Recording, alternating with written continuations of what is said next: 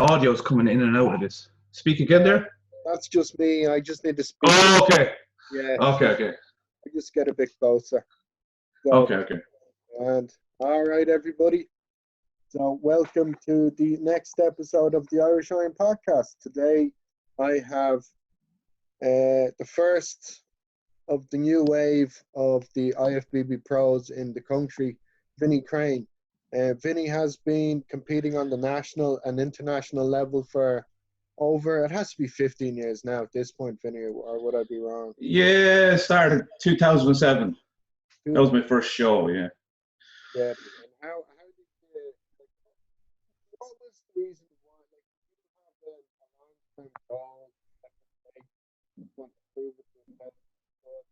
Or what was there an external reason for doing it more so? Or where did the interest, Oh, well, we could go, okay, we'll start off by, suppose, when I was a lot younger, maybe my early teens, I would have grew up with my father being a professional jockey. So basically, a lot of people don't know that my father was a professional jockey, and I think jockey and me, they don't mix. But I seen the discipline with jockeys and what they had to go through, but it was a totally opposite to what we do. They eat less. Yeah. In order to make weight. Now, I think today it's a little bit different. They have dietitians and stuff like that, but back then they didn't really have all that. So growing up with him, it was always kind of like I want to follow his footsteps, but in a different path, because I wasn't into the horses. I worked with the horses. I have a good know-how with the horses, but it just wasn't for me. So what I did was I got into playing football and Gaelic. Okay. Yeah. So I did. I suppose I was a decent enough soccer player. I actually played till I was 21 playing soccer. But there was a gap there where I stopped. I'll get into that in a second, where I stopped playing soccer, then I went back playing soccer.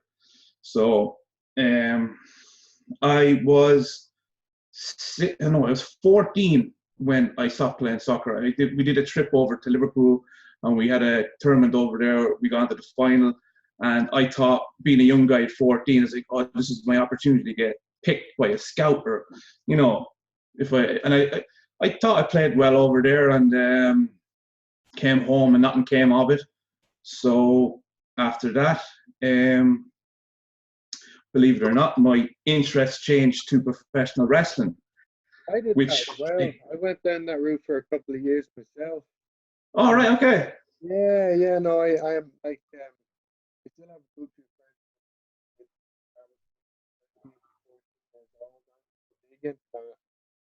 friends. Was it in Bray? It was, yeah, back to Fight Factory. Yeah, no, I just left when it just became the Fight Factory. Yeah. I was there with the original NWA Ireland crew. Yeah. And Fergal Devitt and Paul Tracy were my coach, and Fergal Devitt being Finn Balor. If people are into wrestling now, like he's phenomenal. And Becky Lynch was there too, and they went off to Japan. And I wrestled up until I was 19, and the reason why I stopped the wrestling, now people say, why didn't I keep doing it? And I actually could have went to Japan with Fergal and to wrestle over there. And Sean Brennan went over there as well. Another wrestler who's doing really well now was Jordan Devlin. He's killing it. And he was just a kid when I started out. But I was obsessed. And I was just obsessed with it. Like, we didn't have the DVDs or what they have now, like the technology with YouTube. So I used to buy Japanese videos through an American website, and to teach, I've self-taught myself. So, the wrestling moves, I would pause the VCR set, and I would, you had that button where you kept pause, and I was watching their arm movements. I actually spent hours just writing down notes and what way, and then that's how obsessed I was with it. So I stopped the wrestling because I kept on getting headaches and injuries, and I just said, no, this is killing me. But the more I think about it now, because you have me reminiscing now, I think it was more so my diet. I don't think I was drinking enough water, and my food intake was terrible, and I wasn't big either. Because when I say wrestling, people think maybe I was a big powerhouse heavyweight wrestler. I wasn't. I was a high flyer. Right. I have a few videos in my mom's house, but I keep meaning to get them and putting them, uploading them. But like I could do backflips, moonsaults, all that kind of stuff. And it was mainly taught through Fergal and Paul. Like, they're brilliant trainers. I think Paddy Morrow is the trainer there now. Paddy and I think Phil Boyd.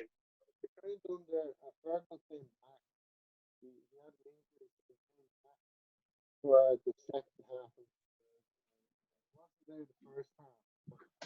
Like that, like I wasn't as dedicated as yourself. Like, you seem to have put the same.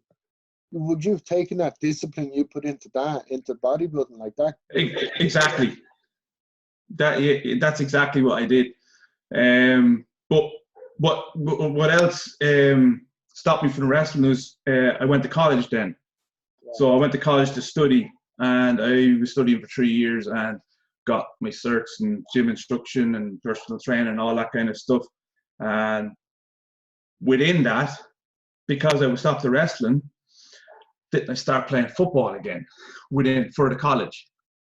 So when I went back playing the football with the college, I actually still have this, and I was a little bit bigger, I was a bit stronger, and then I went back playing soccer with my local club as well, and then I got a job in a gym, and then I got approached by a fella, you might know him, Jimmy Rogers, and at the time he was, no, I don't know. Okay, he was selling supplements. Now, he would have eventually became the owner of Matador Muscle. Okay, yeah. So he approached me and he says, why don't you compete? And I was like, what's that? I didn't have a clue what it was. And he says, there's a show coming up in Cork in about 5 months' time. Do you want to do it? I was like, just show me what I have to do. And then he showed me a poster. And I didn't know who any of them were on the poster. And one of the guys in the poster who was doing the seminar was Dorian Yates. All right, yeah. I didn't know who he was. Right. And Tony Mount was the guest poser. So you can imagine, Tony Mount was there, Dorian Yates was there. I hadn't a clue about bodybuilding. The minute I did that show, I bit the bug right there and then. But before that, I actually did a charity show. So I had no knowledge with posing or anything. So the local guys were just putting on some charity show, local bodybuilders for a girl that had cancer. And I says, yeah, I'll do it. And just put on a pair of trunks and that was it. So it was actually a good warm-up for the show in Cork. Now, look, there was only 2 in my class. So I don't really class it as a win. But I had fun. You know, and I got to meet Dorian afterwards, and it was actually Keith Farrell that was with me that day, and it was Keith knew who Dorian was, and Keith was like, "That's Dorian Yates." I don't want to talk to him. I don't care, you know. And then you realize, holy shit, this lad's actually a big deal. But Tony Mount was in his prime. He was doing the NABBA Universe, I think, at the time. Yeah. And when I saw him, I was like, whoa, what is like? When I saw him, I was like, I want to be like that. Yeah. So that was my first show in Cork. I went on to do NABBA then the following year, which I shouldn't have really done because I think it was the first time I ever came out of the top 3. I was 5th and I looked crap. I got sick, but that's not an excuse. I got tonsillitis. I was on medication, and I wasn't really pushing it. And to be honest, I didn't have the know-how, so there was no one there really helping me. So I went on to do the RIBBF in 2008, and I placed a third in a novice category there. Now, I never did the juniors. I could have done the juniors. Yeah, how old were you when you started competing? Would you have been in your teens? Would you have been a bit older, like 20, 22, 23 kind of? Sorry, say that again. How old were you when you first started competing? Like, were you under 21 back then, or was it? It was under 21s. Yeah, it was under 21s. So that it stretched to 23. So I just turned 22 when I did Cork, and I was just thrown straight into the big guys. Yeah. Straight away. So I didn't mind. Like I still had fun doing it. Yeah. I loved doing it. But I knew there was just something missing, because that year, 2008, when I was backstage. Now I don't know if you were at that show, or no, you probably weren't around at that point. I was 2012. Like, I mean, 2008, I knew what bodybuilding was. Yeah. I really got a big interest in it until around 2011. And then I started going to shows. First nationals I watched was back in 2012 as well. I watched Worlds, the NABBA Worlds, and then I watched the RBBF Nationals that year as well. So when you first started, I only was made aware of you back, Jesus, I would say around then as well, but I hadn't. I won, yeah, I actually won in 2012. I won the under 90s in 2012. That's right. But just going back to really quick to 2008.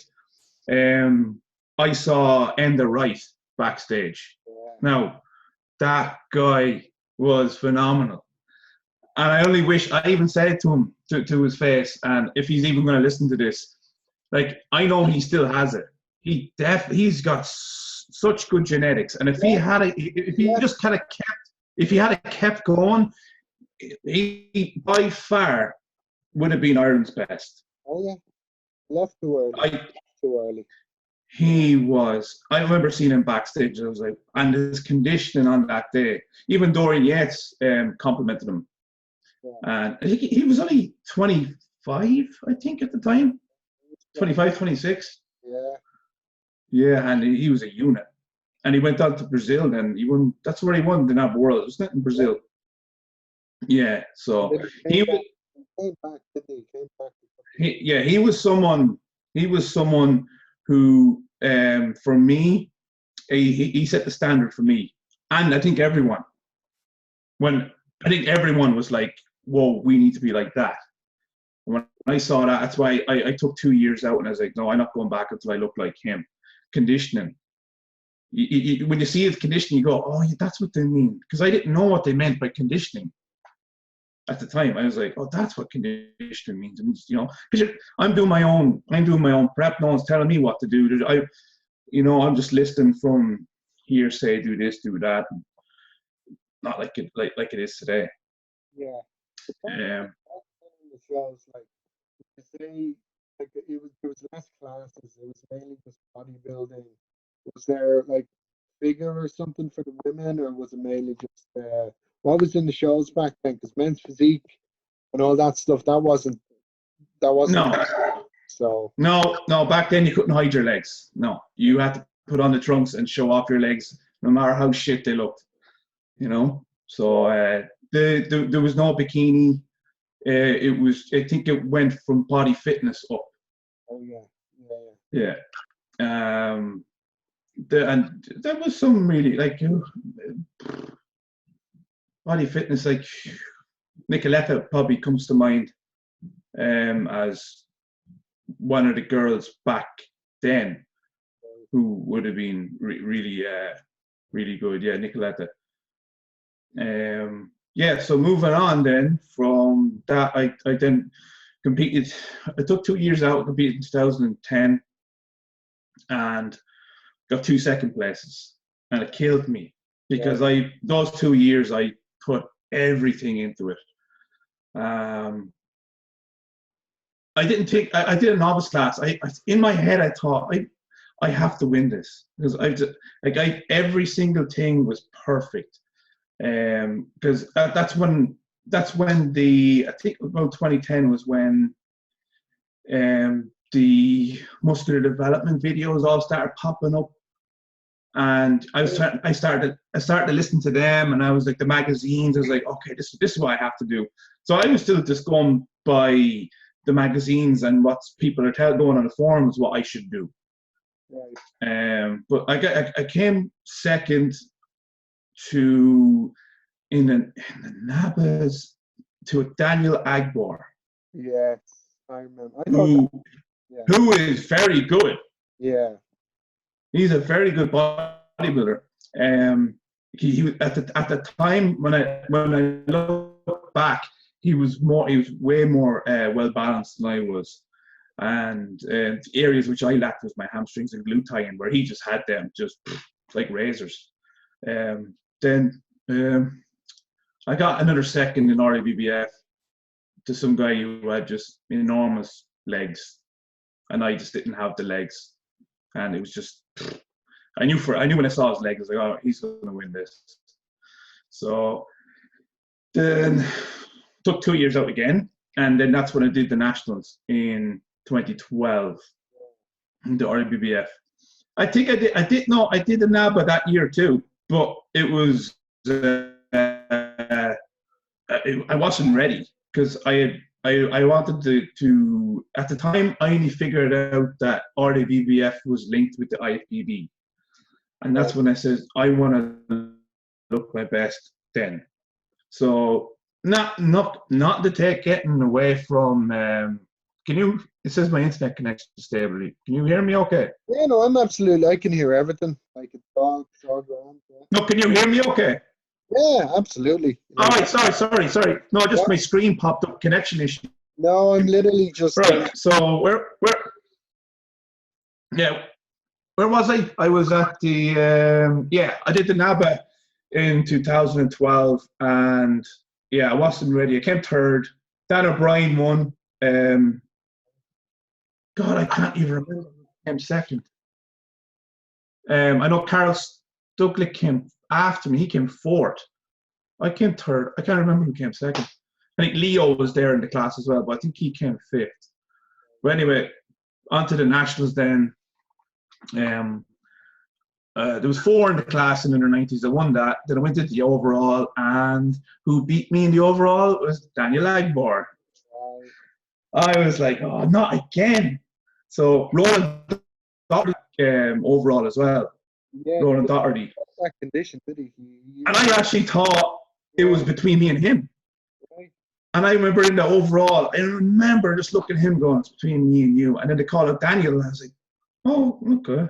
So it is what it is. So he went away with the overall, but I still got the qualification to do the Europeans. So the Europeans back then, I was told at the nationals, no, not to get into politics or anything like that I had 2 years on to use that qualification. Right. And apparently, now I'm not quoting anyone, but if you won an overall, you had 10 years, which I thought was a bit, So because back then there was always a bit of bitching going on as how come he's allowed to go to the Euros and I'm not, and and like now it's top 3 go to the Euros, but it's within a year they have to use it. But so I took the opportunity of the 2 years. I took the 2 years out. I did the Europeans 2014, and I did under 90s, and I got 7th, which I was happy with. So I got second call out under 90s, big guys. I think, I don't know if you know Szyman Lada, Polish bodybuilder. He's an elite pro now. He won, and he's really good too. Big guy. He won under 90s. Then the following year, then 2015. This was the year. Now, I won the overall at Spring Classic that year. I planned on doing that because I think I can't remember, but I'm nearly sure at the time they said Nationals was for the Europeans, but I think they mentioned to me if I was to win the overall at Spring, I could do the Euros. But so I won that. 2 weeks later, I came second last at the Euros, and it killed me because I went from such a high, because I finally won the overall before I was 30, because that's what I wanted to do. I wanted to win an overall before I hit 30. And then when I came second last at that, no, I think it was a carb up issue. I did it myself, but I'm not gonna blame this or that. Look, it is what it is. We all have a date that we need to be our best. If you're not good on that date, forget about it. Just move on and just get on with it. But me, I wouldn't come out of my room at the Euros. I was just moping around. I was like feeling sorry for myself, and I was like, I need to do something about this. I can't do this on my own anymore. I need someone to help me with my carb up, to look, to watch everything I do. So that's when I contact Chris Tuttle. Now people are like, why did you contact Chris Tuttle? Why him?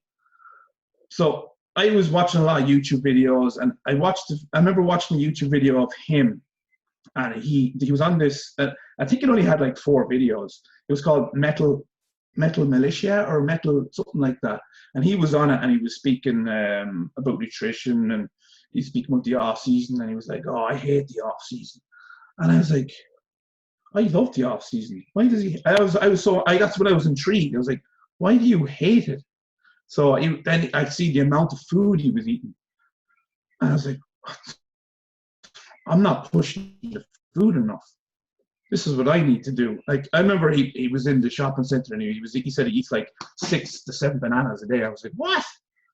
And the amount of rice he was eating, and I was like, okay. So at the end, I remember he had at the time he wasn't on Instagram or Facebook, he had just a website. So I contacted him in my room at the Euros through his website, and we started emailing. And I just said to him, I'm literally just off the stage, and I came second last, and I want to come back here next year and be in the top 6. And he was like, okay, let's start working. So did a few Skype calls and got the ball rolling. And Chris taught me so much. In that whole year, he taught me so much. I wish I had spoke to him about 5 years previous, because the knowledge he has is just phenomenal, as especially towards diet. I was okay with my training. It was more the food, because my appetite is shit. It's like, someone tells me to eat 6 meals a day, I'm like, oh my god, to eat freaking, like, the amount of, like, even now, the amount of food I have to eat. It's only now I realize what Chris meant by I hate the off season, because of the amount of food. Like, to me, the off season is harder than the pre-contest, because mentally you're trying to keep. Sorry, I'm not minimizing that. Mentally, you have to keep focused. To, like, you have a goal. If you don't have a goal in your off season, if you don't have a show set, it's easy to go off track. It's very, very simple. Sorry, I haven't even let you speak. like no point. No, I'm literally just letting the guests talk, because that's the all interesting thing. Like, and I like, you have a ton to say, which is great. But Chris Tuttle, like, I remember I used to watch him and listen to him years back, and I remember, like, yeah, he was one of the pros as well. who he didn't get instant success. Like he had to, he kind of did it the way you did it as well. Like he did the whole, it took him time to get that status. Yeah. He also came from such an interesting background, as in he was an actual like medical dietitian. So he had that knowledge of and his father was actually a doctor too, which helped in other aspects, if you know what I mean. Oh yeah, 100%. Yeah. I remember you. Say that again. Sorry, Owen. Say that again. How long did you and Chris work together then? Like we worked together for 3 years. Okay. So we went back to the Euros in 2016, and they opened up an under 85 kg category. So because I remember when I did the under 90s, I weighed at 86 kg, and a certain somebody who I won't mention says, no, you don't need to go to the 85s. I could have easily lost that kilo, and I know for a fact I probably would have placed top 6 or even top 3 that year. But look, my first experience, I wasn't, I was like all panicked, and I was like, okay, no, I'll do the under 90s.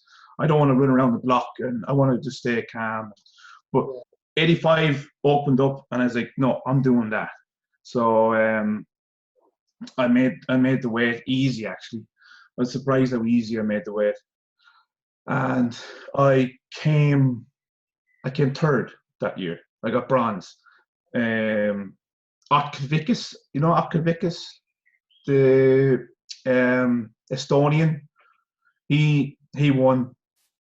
And the funny thing is that everyone in that top 6 was way shorter than I was. I was really surprised why I placed third. I was like, they're going to pick the short guys because they were a little bit more compact, but they must have liked my physique. I filled up really well. I filled up really, really well. Then probably weighed under 80. Oh, I was easily about 89, 90 on stage. Yeah.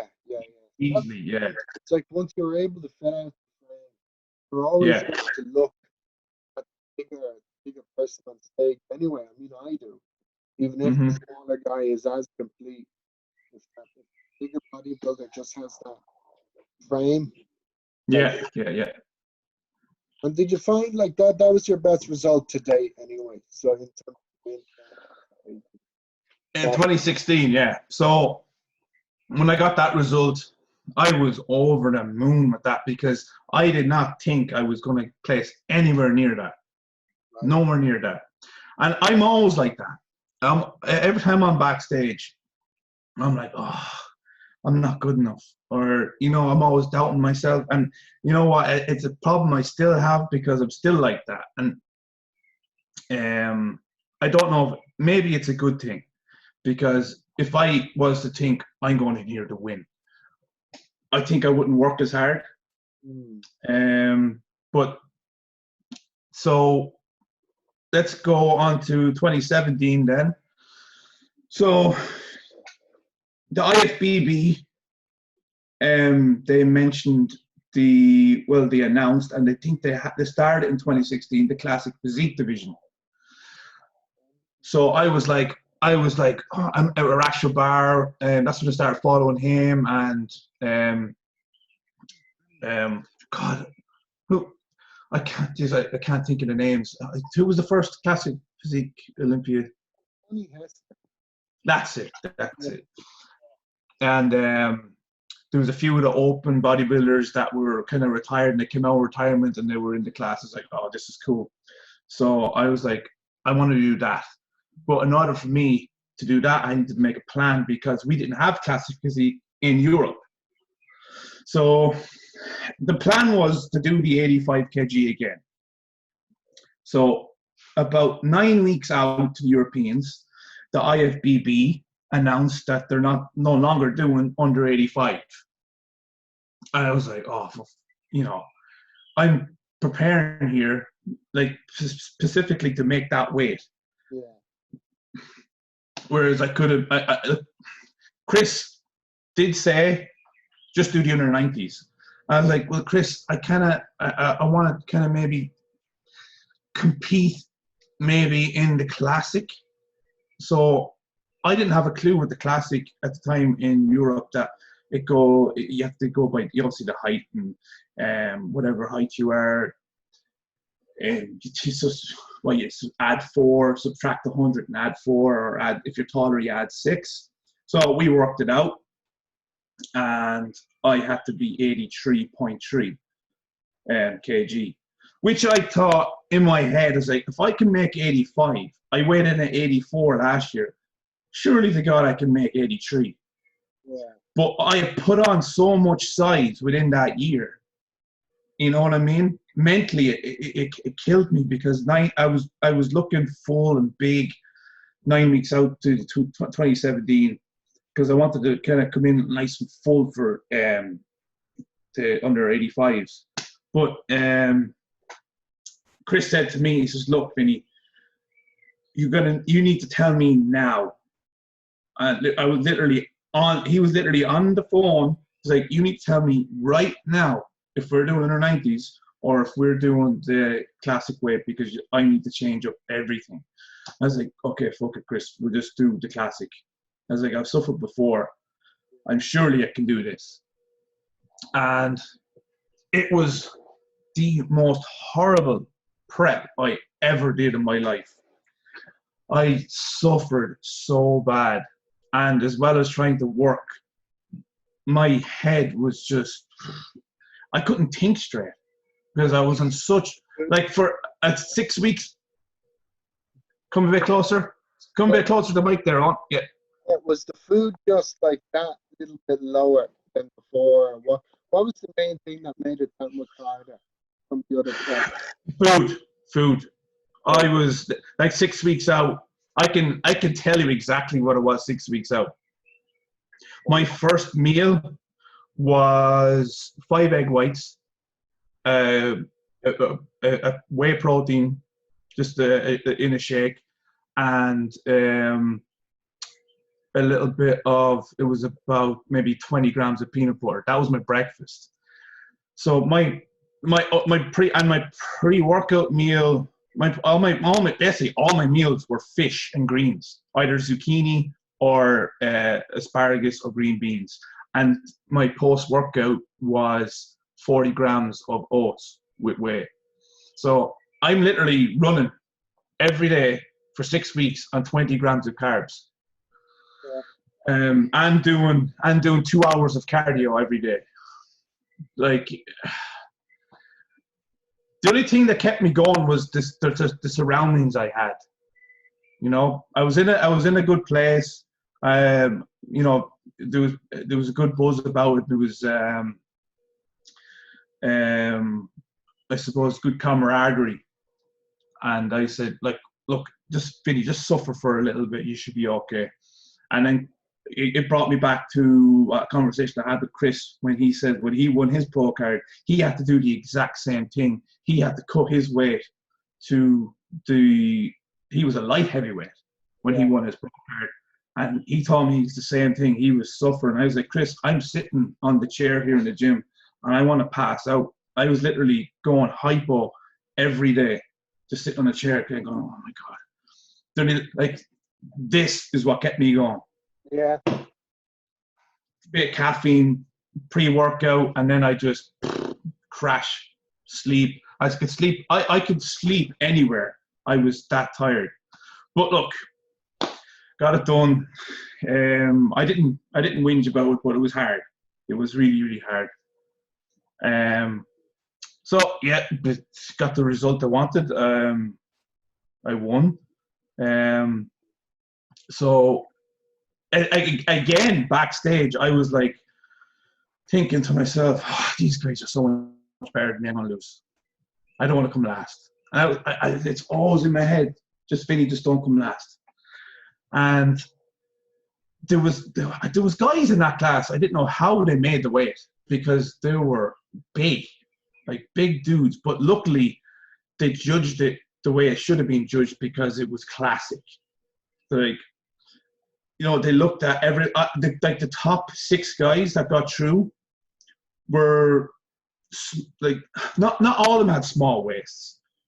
People seem to have this thing that you have to have a small waist. You just have your proportions balanced, in my opinion. I think people are like, there's the whole craze about vacuums as well. Yeah. A vacuum won't look great on everybody. No, well, I was trying to do the vacuums. I could do the vacuum, but a half vacuum for me looked better than a full vacuum. Yeah. If that makes sense. No, that's what I would do as well. I wouldn't do a full vacuum. Yeah, like just on certain poses maybe a full vacuum, but it's impressive to do it on stage, but it doesn't suit everyone. But I think that's kind of died down that little bit of craze of the vacuums a bit. But so I came out and won that. But the funny thing, the funny thing, after I won that, they pulled us away into the bathroom. And I was like, what the fuck is doing to me? And all 6 of us were like, we were literally grabbed by the arm. Yeah. I kid you not. It wasn't like go in there. It was like everyone into the bathroom, and we were told we were going to be drug tested. Oh, shit. Yeah. So I was like, oh, man, what? This is bullshit. So they're speaking Spanish, which I was like, I don't speak Spanish, I speak English. So one of the guys, one of them did speak Spanish, and he was like, oh, no, he was explaining to me what to do. So they held out. I don't even know if I should be talking about this, but I don't give a shit. Yeah. So they have 6 straws, and they're like, okay, if you pull the short one, we're going to test you. If it's short, pull the full straw, we won't test you. I was like, I was the first one to grab it. I didn't care. I was just like, full one. And he's like, yeah, you can go. I was like, thanks, bye. That was it.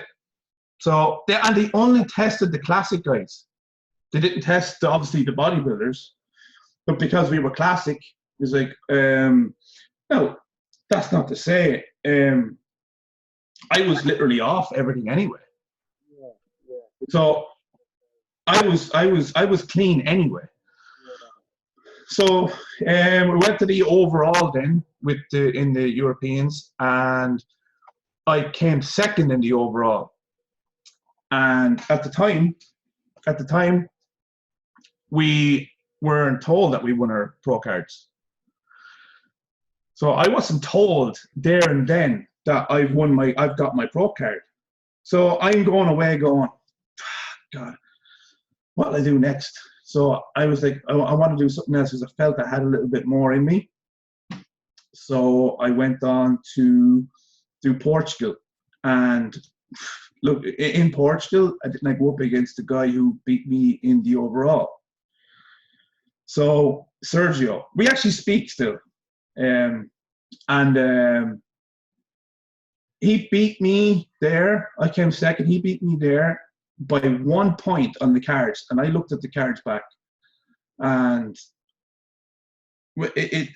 I just didn't agree with the scorecards, because on the first 2 rounds, you're judged by your compulsories, and then you're judged your compulsories first round with everyone, and then they do the second. I think there's the first call out then, and I'm probably saying this all wrong, but anyway, the first 2 rounds were basically me against him, you know, neck and neck, and I beat him in those 2 rounds.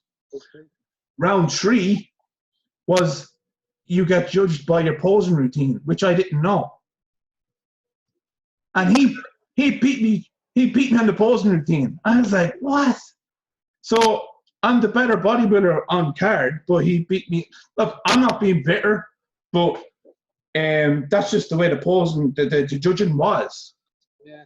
So, and he even said it. He says, look, he actually thought I had him beat. But look, it is what it is. Look, we're at that level. you know, all I can do is just say, look, best luck and congratulations, you beat me. The judges said you beat me. That's just the way it is. Again, in my head, I was like, okay, let's move on again. Let's move on to the next show.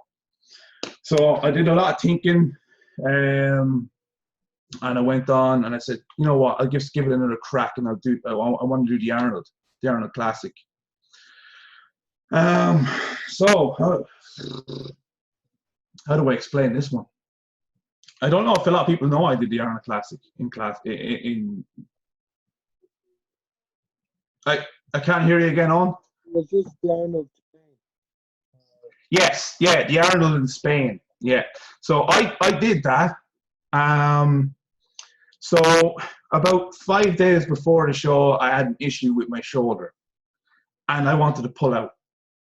And basically, I got into the top 10. There was about 50, I think it was 55 competitors. I got into the top 10.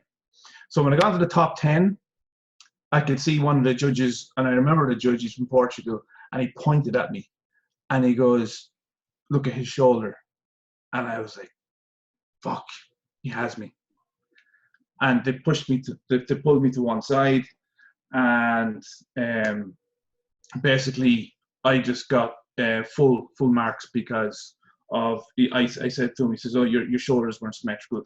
Basically, I got an infection in that area, and it was my own stupidity.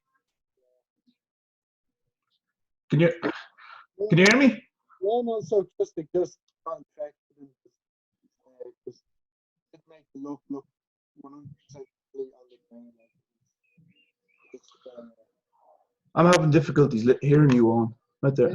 It was just a mistake on the day, was it? Like, it was just no, it was something that could have been. It was something that could have been sorted maybe a few days before it, but I was afraid to even go near it, and it just, I knew myself, I wasn't happy with how it looked anyway. So it is what it is. So after that, I said, okay, I'm just going to take a little break. Oh, maybe a few weeks after that, I got a phone call then, and it was like, Vinny, you do realize that you didn't need to do them shows. You have your pro card. I was like, nope, no one told me that I had a pro card. And it was around the time of the Olympia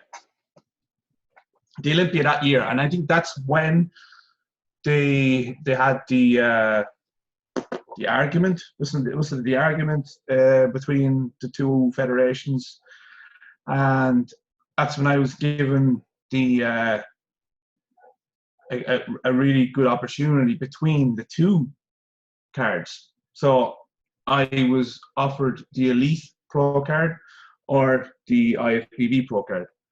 So obviously I'm going to pick the IFBB Pro card. In my opinion, it was more prestigious, but the Elite Pro card, yeah, maybe I could have took it, because the only thing that was maybe pushing me towards that was the money.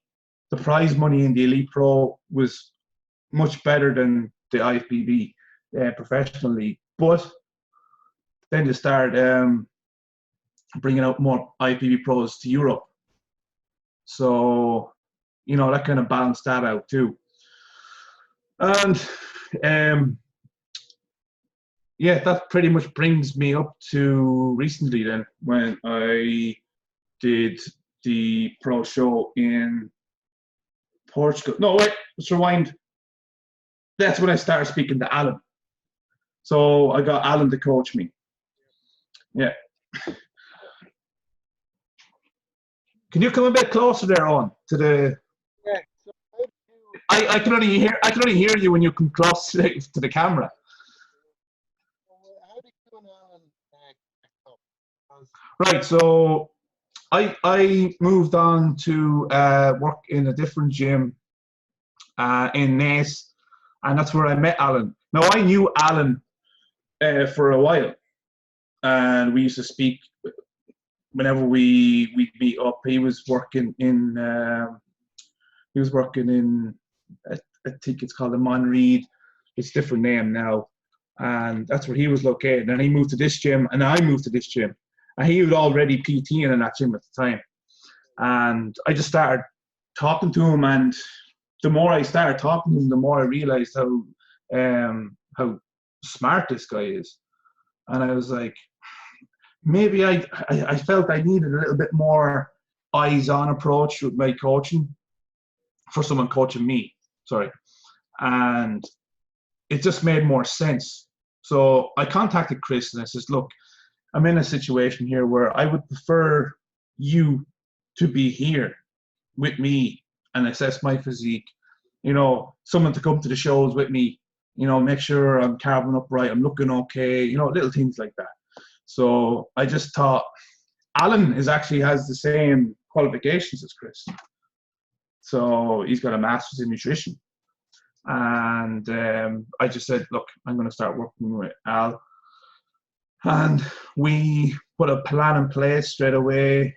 And we actually originally picked to do the New York Pro. But I was going through just a little bit of a tough time in transitioning from turning pro to picking a debut show. So I was like, I was hit and miss with certain shows. So I said, look, we'll do Portugal in July. It's closer. It's better for us financially to travel. And so we went with that. And I think it went really well. I came 9th, which I'm as well. Again, I didn't want to come last. That's all I cared about. I was like, I don't want to come last. So I came 9th. I beat some really good guys in that show. There's usually a lot of guys in the new classic now. Like, there always seems to be around like 20 plus competitors in, as opposed to there is going to be a fight. Like, it's not an easy category at all. No, it was like every single one of them guys were obviously champions within their right in their country. And who came top 3? It was the guy from Ukraine, Kuriev. He came first. And then you had, there was a guy from Brazil, I think it was, came second. Black Panther, Dankova. He was very good too. And then there was the guy from Netherlands who I competed against at the Europeans, Grego Francisca. Okay. Yeah. And he's very good. And he went, look, they're all good. Like you can't really fault a lot of these guys. It just comes down to who's the best on the day and structure. I need to put on more size. I know that. I need to put on more size on my legs. I'm not one of these guys that goes, oh, I'm going to do this, I'm going to do that. I'm going to win this, I'm going to win that. I know what I need to do to progress and just keep going and just, yourself, look, just like yourself, you know what you need to work on. And this stuff doesn't happen in a year or two. This, I got to know in my head, like, oh, this is going to be maybe another 3 or 4 years. If it happens sooner than that, happy days. But I know it's a slow progression, as I know from when I first set out. We do have more weight. Like, what's your weight allowance? Like, how heavy are you allowed to be on stage? My cut-off point is 94 kg, which again I can easily make. Yeah. So I fit in. I'll fit into that weight for a good. If I can keep growing, that is, I could fit into that weight class for another maybe 3-4 years, I think, because them guys are coming down.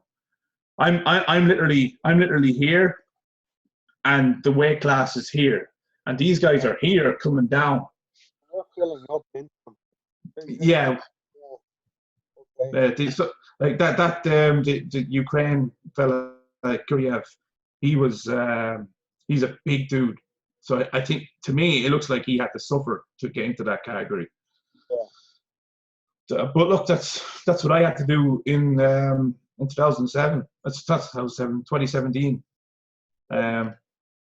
you kind of just suck down and then just carb up. But it doesn't work for everyone. I don't think it works for everyone. There's some guys that suck down and try to carb up and they just look shit and they can't.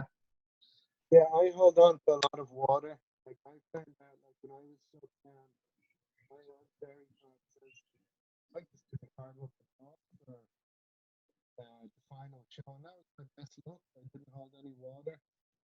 I was full enough from just I had a good quantity. I had sodium was still in there. You know, I didn't do anything drastic, but like I think that like have you found over the years like there's no point in doing anything stupid to try and peak. Like there's no real magic that happens at all. No. Different every time. No, even for my own clients, I always tell them, look, I want us to be ready at least 2 weeks out. And then we can maybe play around with a few things. You know? So, like I still recall back to 2015 when I won the Spring Classic, and I didn't even carb up. I just kept on low carbs and just went into the show. I said, I look okay, I'm going to stay like this. And took a light diuretic, and away I was, you know. But for, like, I'm assuming because you have water issues, you need to use diuretics. Yeah? Yeah. Like, when I did them properly, when I did everything, like, everything lined up, and I had Tommy Staunton just keep me calm, and that was the best thing I did. Like, I think it was nerves. Stress. Yeah. I think it was just stress. Yeah. The other shows, like, I did them on my own. Yeah. Like yourself, I got the second eye, and then it just relaxed. Yeah, I think we all have that. I don't think, like, saying that now, I have tried to make myself feel more relaxed when I compete now, because I've done so many shows. I can't remember how many. I have to count them all, but I've done so many shows that now when I'm backstage, I kind of just go, look, it is what it is. I've done what I can. Just get on with it. Just do your little pump up and just do what you got to do on stage, and whatever happens, happens. Whereas when I first started out, I was shitting myself. Yeah. I'd be like, oh my God, look at the crowd. There's so many people, and they're going to, what if I do crap and they're going to laugh at me? That's what was in my head. I was like, oh, they're going to think I'm shit. But I got to talk to you, Vinny, as well, with any professional. So one of the questions I got was, did turning professional help you out with sponsorship opportunities at all? Or yeah, say that again? So when you turned pro, when you got your IFBB Pro card, yeah, the sponsors, like the sponsors want to step on board then, and I have had zero sponsors wanting to jump. And now it's probably because I don't post enough. Maybe I don't do enough videos, which I should, on Instagram and stuff like that. It's just, I think it's because I have still a little bit of old school in me.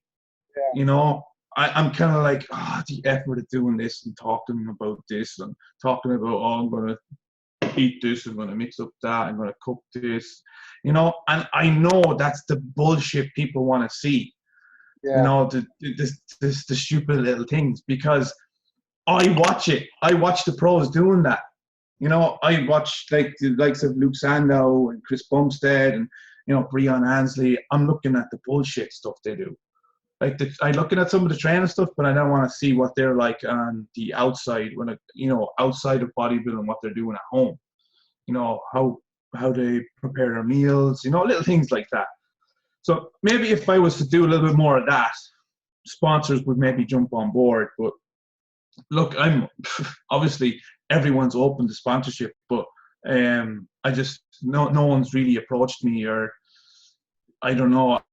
I'm not one to message them. Okay. I won't go. I won't go. Oh, here, I'm Vinny Craine. I blah blah blah. I'll do this for you.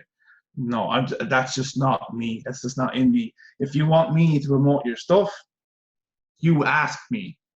Yeah. You know, you know what I mean? I don't want to be fucking licking ass. You know, Yeah. I don't want to do any of that kind of stuff. What was the way you training out of now? Like, training in Carlo now these days? Or where about you? Yeah, so yeah, I'm working training in Silverback's gym in Carlo. Now, I'm in Alan's gym as well in Naas, and recently with my girlfriend, I'm back in the gym Monasterevin as well. So because I live close to there, so if I'm in work, I'll train in work, and then I'll go train with Alan. So I've got the best of three good gyms. Yeah. So I like Silverback's gym because it has a really good old school hardcore feel to it, and the people in Carlo are just they've been really friendly with me. Yeah. Like it's just a really nice atmosphere there. And then when I go to Alan's, obviously every time I go train with Alan, every time I come away from there, I learn something new. Yeah. He teaches me. He like. Some people would say, why would you promote Alan if you're a coach yourself? And what I say is, well, Alan is a lot smarter than me. Therefore, I'm going to learn from him. And then, therefore, my clients are going to benefit from that, which I think people need to kind of realize that and just leave the ego away. Like, you don't know everything. And if he knows something I don't know, I want to know it. You know, and the same with anything else. You know, you want to know why you do that. Yeah, that's one thing he did teach me, Alan, is know your why. You know, why am I doing this? Why are you doing that? You know, exercise, setup, execution, it's mechanics, you know, all that kind of stuff. Look, me and you know all that kind of stuff. I don't want to delve deep into all that kind of stuff. But because I think you had a fella on talking about a lot of training. He was it was it Dave? His name was. His name was Ross. Ross. Ross. Yes. About that stuff. Yeah. He the way he was speaking, he reminds me a lot of the way Alan would approach his training. So yeah, listen to the podcast with him. I only worked up to that point. I didn't watch Jay's one there. Like another question I got asked as well, like it ties into that anyway. It's like when you have you had much more have you found it more challenging when you did turn professional? Like, and finding that good coach to give you the help you need, and when you're at that extreme level, it can't really be second guessing as much, can you? It's been a bit more challenging, or it's basically trial and error. Yeah. You know, and that's what all of this is. Like if you don't try it, how are you supposed to know? Yeah. And if it doesn't work out, it doesn't work out. You just bring that on to the next show. Look, we can't win every show. Like even the top athletes in the world, they don't win every game. No. You know, so it is what it is. Yeah, it's shit to lose, but sometimes you gotta lose to understand where you went wrong, to move on, and that's pretty much a huge factor in bodybuilding, is to learn to lose, and that's the experience of that. And I always talk about the mental aspect of things when it comes to competing. If you let's say if you have a coach that's done 1 or 2 shows, and not to a high level, and they don't understand the ups and downs, or little things in between a prep, like as in, let's say, relationship issues or something like that, or they're and that's a common factor that people just don't want to talk about. They want to just, some people use prep, and I have before, to not think about that, to kind of stop myself from thinking about all this shit stuff. And you're like a robot.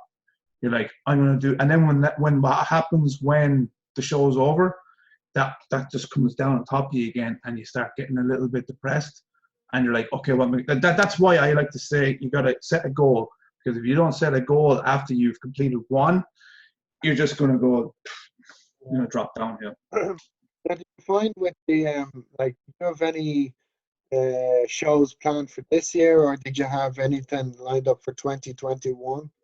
Because obviously all the shows have to be pushed. Yeah, I actually planned on competing in September. Oh, okay. Yeah, I was very quiet about it, and then this shit happened, and so now the plan is to maybe take this year off and compete in 2021, which I like. When I compete, I like to have a good solid maybe 8-9 months of balanced off season. Well, let's say growing season of getting in good solid food, getting a good base, not getting too sloppy. Maybe a few cleaning up the diet a little bit here and there if you start getting a little bit sloppy, and then slowly go into a show. That was my plan. So it just made basically the plan's delayed, and we're just going to go again for 2021. What show? I don't know, because I don't know what way the calendar is going to be now with everything being cancelled. Is the Olympia even going to happen? Yeah. I would think now that every show that does happen is going to be packed up. Like, it's going to be a quality of show after. Yeah. They're going to be all stacked. Yes, they're all going to be stacked. Like, how would you think you'll, like, in terms of aims, do you think, like, you have the mindset of you'll get onto the Olympia stage at some point, or would you like a top 5 finish the first couple of shows, or what do you think? Like, I want top 6 in a pro show first. Okay. That's all. I want top. I'm not thinking about look. Who doesn't want to do the Olympia? Like, even if I was to go, if I do make the Olympia, okay, they're going to pay for your flights and they pay for your tickets. You're going to take part. Brilliant, experience that. I would do that, but in order to compete at that level, top 6 at the Olympia, that's something. I don't want to say I'll never. In my head, and even Alan tries to tell me, he says, Vinny, you can do that. You have the potential to do that. But I just like to think in my head, the way I've done it as an amateur was to slowly get the results. So if I say, okay, Vinny, just get top 6 here. And if I get top 6 here, maybe I'll build myself a little bit more confidence to go, okay, if I can get top 6, I can move into top 3. And if I can get top 3, and then move on from there. So, I got 7th in Italy, which I was well chuffed with. Yeah. But the judging was so different between the two shows. Like, they were 2 weeks apart. Like, there was guys I beat in Portugal that came ahead of me in Italy, and I came 7th. And if you take out those guys that beat me in Italy, I probably would have placed 4th, going by the judging of Portugal. So I remember Brian saying to me, because I wasn't going to do Italy, and Brian Bullman, that is, he said, look, just go. I asked him, I like to get other people's opinions when it comes to picking shows and stuff like that. And he says, look, just go on to do that show because the judges are going to be different. And he was right, the judging was different. So it makes me think, okay, if I pick another show maybe somewhere else, maybe they might like my physique and they might place me, top 4. Like, there was a guy I beat in Portugal. He came 10th. I'm crap with names. He went over to America and he placed 5th. And even he still has points to qualify for the Olympia because he did that in August. Okay. Yeah. So it's just being strategic as to what shows I'm going to pick. I could I'm not going to jump into the big shows and go and that's where the best guys are going to be. If I'm strategic enough about it and build up points, I know I could get into the Olympia through that system. Yeah. So, but look, bodybuilding, it costs money, and I'm paying my own way. I don't have any sponsors to pay for my flights. I don't have sponsors to pay for my accommodation. It's all out of my own pocket. So you're a full-time trainer, aren't you? You're a full-time personal trainer, or you're a coach? yeah. So yeah, and you know, I'm supposed to be, you know, looking after them. And when I'm competing, I don't like to be too selfish and go. Now they understand. A lot of my clients understand. Okay, just give them a break for the week, and then we'll get back in contact. But when I'm competing, I'll text my clients today on my show. You know, it's just in me. If someone gives you a message, I'm going to answer. You know, if you have passion for something, you're going to answer. You're not going to say, "Oh, this big client, I'm competing today. I'm not going to text him or her." But if they're on prep too, it's like you have to. They're your priority, and then that's how you're getting paid. Yeah, absolutely. And would you have many clients that have done? You've had a few good clients over the years as well, like in the competitive scene for sure. And do you Yeah. find, like, because of that now, would you mainly just train competitors, or would you train like people who don't want to compete? I have a few clients like that don't compete. Okay. But like I would have about maybe 5 or 6, maybe more. A lot of my PT clients would be like that. Wouldn't be people that want to compete. But for some reason, I seem to attract all of the competitors. You know, 9 times out of 10, someone's going to message me and go, "I want to do a show," which is fine with me because that's my specialty. I like doing I like going to the shows. I like meeting all the other coaches. I like meeting all the other competitors. It's just, I love all that stuff. So, but they just seem to gravitate towards that question when it comes to coaching with me. Like, yeah. Then I get some people that text me and go, "Oh, do you only do competition prep?" I'm like, no. You know, of course I can help you, you know, with someone that wants to go on a holiday and maybe 12, 16 weeks, or, you know, little things like that. Yeah, I would cater for that kind of stuff if I had space to do so. Yeah. Mm-hmm. Have you found that you've newly became a father? Like, yes, that's another great thing to have on top of, like, you have kids, you know, have your pro card, you know, you're a father, and have you kind of felt like, look, all that work that you put in, it's kind of paid off? I mean, it's not like people like you're not in a position of like you've earned something. Like, are you appreciating everything a little bit more these days with all that going on? A little bit. Yeah. A little bit. I know people have said that to me, and I'm my own worst enemy, and I always feel that there's more. I want more, and it's only recently, since this whole coronavirus thing happened, when you kind of sit back and you kind of go, "Geez, I am lucky, and I'm grateful for, you know, to have the clientele I have, and for what I've achieved." And when I look back, I suppose, yeah, it's been a long road, but I still feel I have at least another 7 or 8 years left in my tank competing, because I feel good. I have, look, maybe a few niggles here at my knee and my shoulder and stuff like that, but I feel I can still keep going. But obviously, yeah, you mentioned my daughter was born in March, Isabella.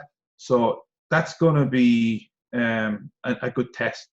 And look, I like a good test. So I think it'll be handy enough to do a prep and look after a kid. Like, it should be fine. What do you think she eats? That's what I like. I talked to Christian, like, how I was like, Christian, how did he prep for the Mr. Ireland and win it when he had the kid? And he said, look, I would just eat when Jonah wants to eat. So exactly. Schedule yeah. It, you know? Like, you just change up your routine. Yeah, my routine is totally changed. So, like, I'm up early every day. Yeah. Like, every day, and then maybe you're up maybe in the middle of the night. Yeah, so what? Just fucking take a nap during the day. You should be fine. like, just grow a pair of balls, just get on with it, you know? Yeah, yeah.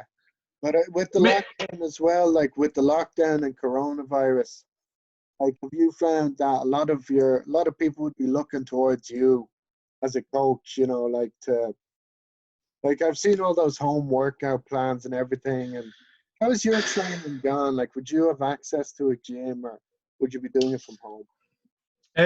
Well, I was in Allen. I was training in Allen's the odd time, until the full lockdown came in.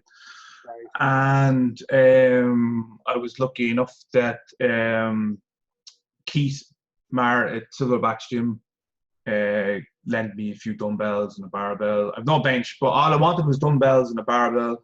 And I'm getting by with just doing a bit of that. For hopefully it'll be just another week. And when the full lockdown stops, maybe I can start training in Alan's place again, you know. But like, obviously, it probably won't be open to the public, you know. But I'll have access there. I'll have access to the gym in Carlow as well. Yeah. So, yeah. to be honest, I find it hard to get motivated at home to train. I'm just like, oh fucking hell, I don't want to do this, because I like a variation, and I like to maybe just chill out a little bit between sets sometimes. And I feel like I'm working out. I'm not taking a break. I'm like doing 45 minutes, and I'm like, on to the next thing, on to the next thing, on to the next thing. You know, I'm kind of like speed training, because the weights aren't heavy. So I'm trying to more so get a pump. Yeah. Get as much blood in there as I can, just to kind of maintain what you know, the muscle that I have there. I've been telling people as well. Like, when you've been training for a long time, like any fullness or any weight that's lost, that'll come back within a month easily. Oh, easily. Yeah. So I think people are kind of like, they're thinking, a few people are thinking a bit negative about it. I'm kind of, look, use it to rest up. Like when we're allowed to train, like it's just another, it's like a rest. So well, yeah, it's crap, and it wasn't convenient, but use it as an advantage, like you just said there, and which I did as well. I actually stopped training for maybe the 2 weeks when it hit. Yeah. And my knee and shoulder feel a lot better for it. Yeah. And it was something that I was meaning to do, but me being stubborn, I won't take a rest. And if I take a rest, it'll be 3 days and then I go crazy. But I took the 2 weeks off because I said, okay, well, man, most of the world is kind of in the same situation. No one's going to be laying more bricks than I am, with the odd few maybe have a gym here and there. I was like, it should be okay if we can take it easy for a little bit, you know. And actually, it did calm me down a little bit. Yeah. And maybe a little bit more relaxed, and it was like, you know, I was able to set more plans and goals, and, you know, kind of catch up with my clients and ready to rock when the things start opening up again. Yeah. Going forward, how do you think, like, Ireland has taken advantage of the new Pro League qualifying, like the new amateur IFBB Pro qualifiers? Like, Ireland has taken great advantage. Like, you'd have been the first of, we have a good few classic pros. Like, I don't think it'll be too long until we have an open pro anyway. Like, we have apart from Blessing. Apart from Blessing. How do you feel Ireland has, like, do you think we have a good chance going forward in the Pro League? I mean, we have a good few competitors now, and we'll continue to get more. Like, do you think there's obviously a few people who can do quite well, and then, or do you think it's just we're too small a country to, you know, make sure? It's a good question. I think we're a little bit behind the UK, that's for sure. Yeah. But there is some really good guys. I see a lot of young guys with really good potential, but whether they're going to keep it up is another thing. Yeah. Like, you want me to think of someone who I think would be a good open pro? As Who in, do you think would be a good, like, apart from yourself, like, it doesn't have to be open, it can be any category. Like, who do you think has a good chance going forward, or has the potential to do well? amateur. Amateur, I'd say professional. I'd say professional. So, Okay, going forward, yeah, yeah, I think all of the guys that have the pro card, all the Irish guys, I think, I think, I think Shane has a phenomenal physique, and I remember telling Shane back in 2012. I remember we sat down at Gilmurray Lodge, and I said to him, "So Shane, he'll recall this as well." He says, yeah, "I said, Shane, don't ever stop doing this, because I think you can go far." And I think IB is phenomenal. Very impressed. I was very impressed with him. When I saw him, he won. He won the classic in RIBBF. yeah, That's when I thought he looked his best. Now because obviously the trunks were a lot shorter. You didn't have to wear the short classic trunks. But no, the shorts are shorter now. But nothing beats the trunks. I miss the trunks so much, because you can really see that glute hamstring tie-in. yeah, You can see that in the classic, but it just, when you're wearing the smaller trunks, it just flows that little bit better when you can yeah, see the hamstring glute tie-in into the lower back and into your lats. But yeah, and as well as that, I always give credit when it's due. Darren Farrell looks good too. So he's in a good environment over there in Dubai. yeah. He's in And he's training with Amy Darago, and like obviously over there they have a huge bodybuilding community. yeah, so he's in a good place over there. So I don't see why he can't go far either. He Yeah, seems to have a good work ethic. He loves he loves this sport. And you know what the funny thing is? People think that we all have this negativity amongst each other, because we're all classic physique athletes, and it's like, oh, who's the best pro bodybuilder in Ireland, and who's this, and blah blah blah blah. It's like, that's your opinion. It's just like, look, if let's say we all end up competing at the same show, yeah, if let's say if I win, or if Darren wins, or Shane wins, so what? You shake the man's hand. He won on the day, and that's it. So a lot of people try to, okay, it's interesting. And let's say if there was a show and we were competing in the one show, I would hype the shit out of that. yeah, Because if you hype it up, people are going to want to watch it. yeah, But that's just. But in bodybuilding, okay, if the person wins on the day, that's it. Get on with it. Boom, let's go again. Because as I said before, we all have the same date. We all have the same time when we have to peak. If you don't look good at that time, that's your tough luck. But other than that, as I'm talking about bodybuilders now, yeah. that I was recently impressed with. I was at, oh God, my memory's crap. I think it was last year at a NABBA show. What year did Christian win the overall at NABBA? 2018. Was it 28? Yeah, his conditioning there was like when you see the other guys, it was like, I was like, game over. The minute he came out, he's just so dry and grainy and dense.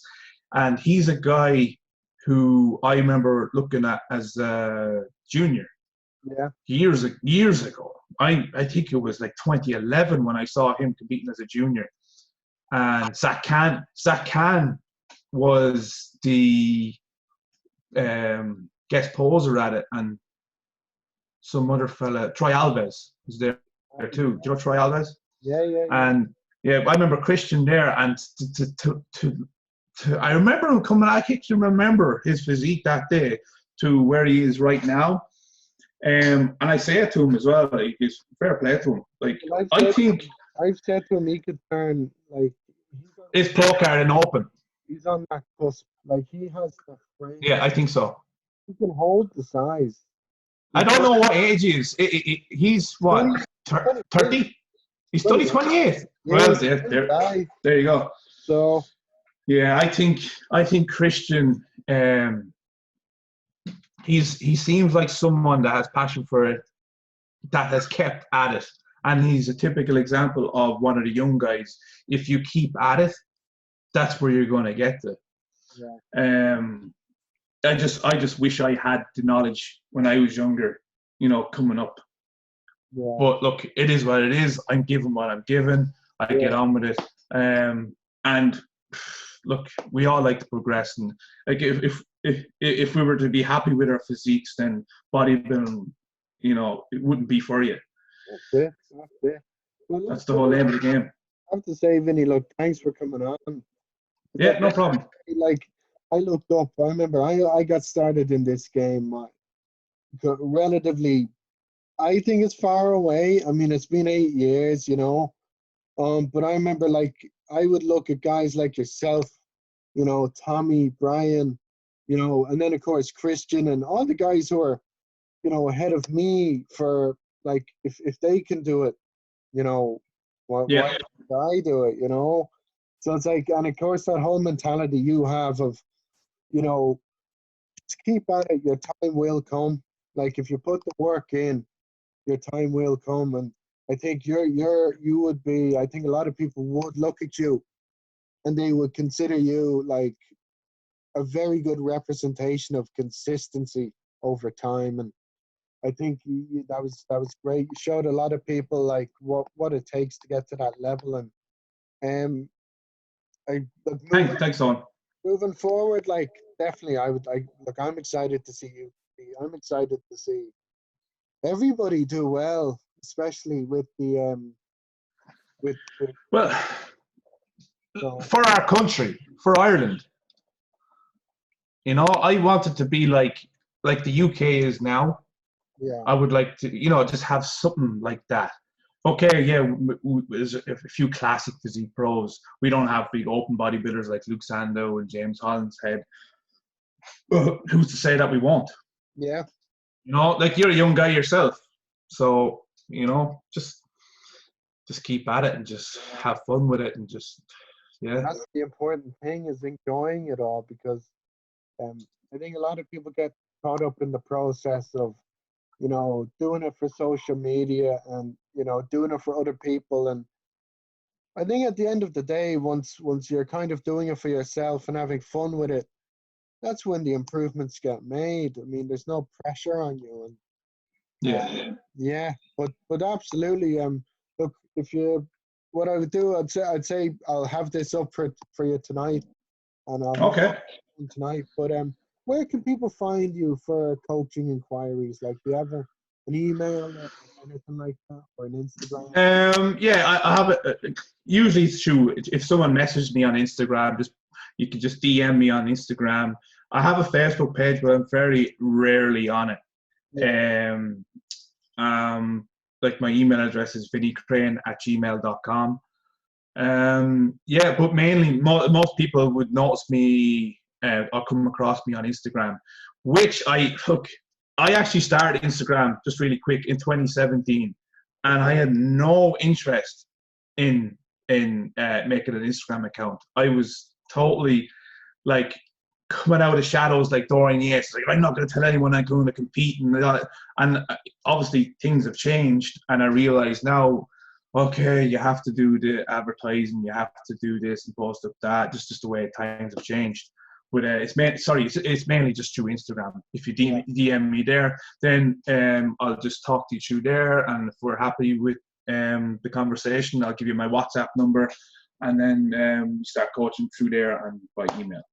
Deadly. Well, look, thanks very much, Vinny, for coming on. I'd say at some point in the future we could probably do a second one. Definitely, yeah. No, thanks for coming on, and I hope. Cheers, on. Look, best of luck with everything going forward, Vinny. So. Thanks for having me on. Appreciate it. Everybody, as he said there, you can find Vinny through his Instagram. He has a great clientele, and like he'll respond to everybody. And that's us all done for today's podcast. And subscribe, share, and check it out for more future interviews.